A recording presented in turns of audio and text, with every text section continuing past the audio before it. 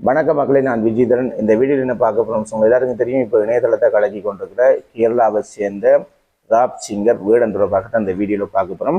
நீ ஏன் கேரளாவை சேர்ந்த ராப் சிங்கர் வேடன் தொடர்பாக பார்க்க போகிறான்னு நீ சிலாக கேட்கலாம். நிச்சயமாக அவருக்கும் எங்களுக்கும், அதாவது ஈழத்தமிழர்களுக்கும் மிக தொடர்பு இருக்குது. அதன் அடிப்படையில் தான் இந்த வீடியோ பதிவு செய்கிறோம். நிச்சயமாக எங்கள் சேனலுக்கு யாரும் புதுசாக வந்தால் சப்ஸ்கிரைப் பண்ணி வீடியோ பாருங்க. வாங்க வீடியோக்குள்ளே போகலாம்.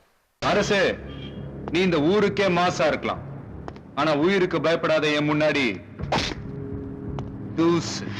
இந்த ராப் சிங்கர் வேடனை பற்றி எல்லாருமே பிரித்து மேஞ்சிருப்பீங்க. எங்களுக்கு தெரியும் தகவல் எல்லாம் புறக்கிருப்பீங்க. எங்களுக்கு தெரிஞ்ச தகவலை உங்களோட பகிர்ந்து கொள்ள விரும்புகிறோம். நிச்சயமாக கேரளாவை சேர்ந்த ராப் சிங்கர், அவருடைய இயற்பெயர் கிரண்தாஸ் முரளி.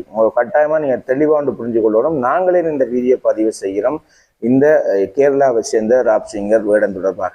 நிச்சயமாக எங்களுடைய ஈழத்தமிழ், அதாவது குறிப்பா பார்த்தீங்கன்னா யாழ்ப்பாணத்தை சேர்ந்த தமிழ் பெண்ணுக்கு பிறந்த ஒரு மகன் தான் என்ன சொல்றது, இயற்பெயர் கிரண்தாஸ் முரளி என அழைக்கப்படுகின்ற வேடன். நிச்சயமாக அவர் 2020 தன்னுடைய ராப் சிங்கை ஆரம்பித்தவர். இப்ப மிக பிரபலமாக உலகம் முழுக்க அறியப்படுகின்றாரு.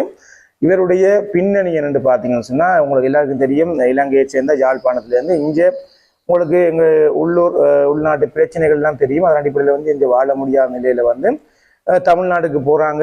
யாழ்ப்பாணத்திலேருந்து இடம்பெயர்ந்து போன அந்த சகோதரி கொஞ்ச காலம் தமிழ்நாட்டில் இருந்திருக்காங்க. உங்களுக்கு எல்லாருக்கும் தெரியும். அதுக்கு பிறகு ஏதோ வேலை நிமித்தமோ ஏதோ காரணத்தால கேரளா, அதாவது தமிழ்நாட்டுக்கு பக்கத்தில் இருக்கிற கேரளா நாட்டில் கலாச்சார மாவட்டம் என்று அழைக்கப்படுகின்ற திரிசூர் என்ற இடத்துல அவங்க தங்களுடைய வாழ்க்கையை அங்க ஆரம்பிக்கிறாங்க வாழ்றதுக்கு. அங்க பிறந்தவர் தான் இந்த என்ன சொல்றது, கிரண்தாஸ் முரளி என்று அழைக்கப்படுகின்ற வேடன்.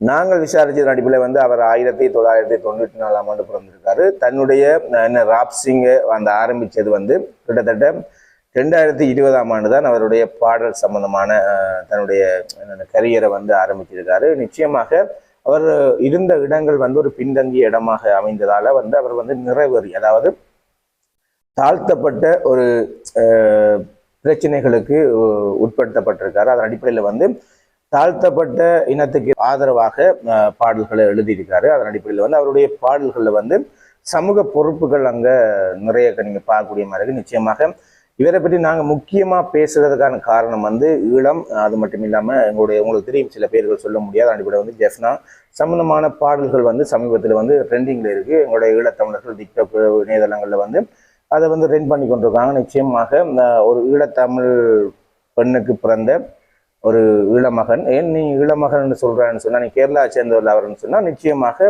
உங்களை எல்லாருக்கும் தெரியும் எங்களுடைய ஈழத்துல இருந்த பிரச்சனை. அந்த பிரச்சனை காரணமாக எங்களோட ஈழத்திலிருந்து புலம்பெயர்ந்து ஐரோப்பிய நாடுகளில் இருக்கிற எங்களுடைய உறவுகள் அங்க பிறந்த பிள்ளைகள் ஈழத்தில் இவ்வளவு பெரிய அன்பும் பாசமும் பற்றும் வச்சுக்காங்க. உங்களை எல்லாருக்கும் தெரியும். அதன் அடிப்படையில் தான் இங்கிருந்து ஜெஃப்னாலேருந்து இடம்பெயர்ந்து இந்தியாவில் கேரளா மாநிலத்தில் போய் செட்டில் ஆகின அந்த தாயுடைய என்ன சொல்றது, அவருக்கு பிறந்த பிள்ளை கிரண்தாஸ் என்று அழைக்கப்படுகின்ற முரளி இப்ப வேடனாக அழைக்கப்படுகிறார். அவருக்கும் ஈழத்துல மிகப்பெரிய உரிமை இருக்கு. நிச்சயமாக ஈழ சம்பந்தமான பாடலை அவர் எழுதி பாடியிருக்காரு. இப்ப அது சம்பந்தமான ஒரு விடயத்துக்காக என்ன சிறைக்கும் போய் வந்திருக்காரு. அதன் அடிப்படையில் நாங்கள் நிச்சயமாக அவருக்கு எங்களுடைய ஆதரவை கொடுத்தே ஆகணும். அதன் அடிப்படையில் எங்களால் இயன்றது, எங்களுடைய இனம் எங்கெங்க எங்களுடைய இனத்துக்காக யார் யார் குரல் கொடுத்தாலும் அவர்களுக்கான ஆதரவை நாங்கள் நிச்சயமாக கொடுக்கணும் என்ற அடிப்படையில் தான் இந்த வீடியோ பதிவு செய்கிறோம். உங்களை எல்லாருக்கும் தெரியும், வேடன் ஏன் சிறைக்கு போனாரு எல்லாரும் கேள்வி எழுப்புவீங்க. முதல் அவர் சிறைக்கு போனதுக்கான காரணம் அவருடைய தொழில், அதாவது பாடல் சம்பந்தமான ஒரு பிரச்சனை காரணமாக அவர் சிறைக்கு சென்றிருந்தாரு. நிச்சயமாக அதன் தொடர்ச்சியாக அவர் சிறையில மீண்டும் இருக்க காரணம் என்று சொன்னால் தெளிவாண்டு புரிஞ்சு கொள்ளுங்க. எங்களுடைய ஈழ சம்பந்தமான விடயம் தொடர்பாகத்தான் அவர் சிறையில் இருந்தார். ஏன்னு சொன்னா, அவர் உங்களுக்கு எல்லாருக்கும் தெரியும், அவர் பாடல் பாடும் பொழுது பாருங்க, எல்லாரும் வீடியோ பார்த்துருப்பீங்க நினைக்கிறேன். கழுத்துல ஒரு கருப்பு கயிறு போட்டுப்பா, அதுல ஒரு புலி சம்பந்தமான ஒரு என்ன சொல்றது, நாங்கள் எங்களோட ஊர்ல சொன்னா பெண்டன் சொல்லுவாங்க, அந்த பெண்டன் அணிஞ்சிருப்பதாக குற்றச்சாட்டப்பட்டது. என்ன சொன்னா, அவங்களோட தாய் ஜாழ்ப்பாணம், பிறகு அவங்க தமிழ்நாட்டில் இருந்தவங்க. அப்ப எல்லாத்தையும் கனெக்ட் பண்ணி எதுவும் தொடர்பு இருக்குமோன்னு சொல்லி சந்தேகப்பட்ட நிலையில அவர் விடுதலை செய்யப்பட்டிருந்தாரு. ஆனா எவ்வாறு அவர் விடுதலை செய்யப்பட்டாருன்னு சொல்லி சில விடயங்கள் எல்லாம் இந்த வீடியோல பதிவு செய்ய முடியாத அடிப்படையில் நிச்சயமாக இப்ப என்ன சொல்றது, கேரளா மாநிலத்துல குறிப்பா பார்த்தீங்கன்னா இந்தியா எங்களுடைய புலம்பெயர்ந்த தமிழர்கள் எல்லாரையும் இடத்திலையும் அவர் தவிர்க்க முடியாத ராப் சிங்கரா மாறியிருக்காரு. சமூக பொறுப்போட பாடல்கள் எழுதி பாடி வராரு. நிச்சயமாக அவருக்கு எங்களுடைய வாழ்த்துக்களை தெரிவித்துக் கொள்கிறோம். ஒரு ஈழத்தாய்க்கு பிறந்த ஒரு மகனுக்கு, ஒரு ஈழத்தமிழனாய் எங்களுடைய வாழ்த்துக்களை தெரிவித்துக் கொள்கிறோம். இது போல இன்னொரு வீடியோ சந்திக்கும். பாய்.